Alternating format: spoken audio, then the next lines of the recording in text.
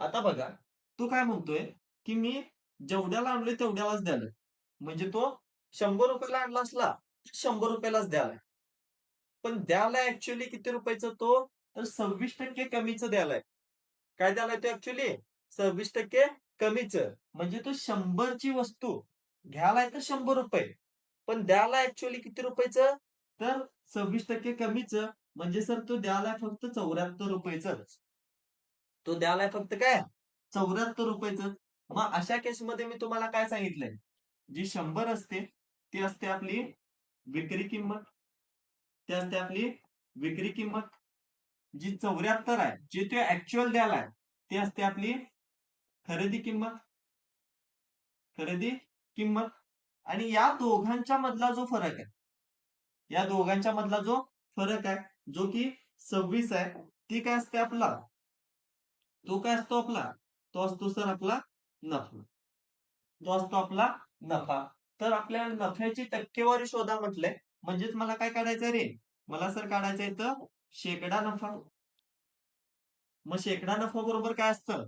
नफा भागिले खरेदी किंमत. खरेदी किंमत किती आहे रे?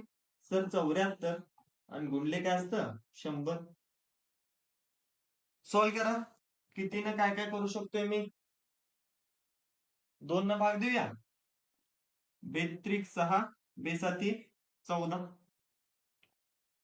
बेन के बे, बेत्रिक 6. किती आलं सांगा मला हेच? किती आलं? 13 गुणले 100 तर 1300. 1300 भागिले 37. आता ऑप्शन कड बघा. ऑप्शन कडचं प्रत्येकाच्या छेदामध्ये 37 दिसते.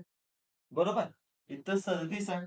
आता बघा, जे अंशामध्ये येणार आहे, त्याच्या शेवटला मला काय पाहिजे? 0 पाहिजे. ठीक आहे. इथं पूर्ण कॅल्क्युलेशन करत बसायचं नाही. ही जी ट्रिक सांगतोय ना, ही तुमचा खूप वेळ वाचवणार आहे. काय पाहिजे? सर सुट्टे स्थानावर अंक 0 पाहिजे. मग ऑप्शन मध्ये सांगा सुट्टे स्थानावर अंक 0 कुठला येणार आहे? 7 गुणले 5, 7 35 अधिक 5 किती येईल? तर 0. म्हणजे हे उत्तर तुमचं बरोबर असणार आहे. पण यासोबत बाकीचे पण ट्राय करा. 0 येतोय का बघा. 7 7 49 अधिक 0 किती येईल? 9. बरोबर. 7 सक्कम 42 अधिक 6 किती येईल? 48. 8 आला. 7 चोक 28 अधिक 5 किती येईल? 28 अधिक 5 33. 3 आला. म्हणजे फक्त ऑप्शन ए मला सुट्टेस्थानी 0 देणार आहे.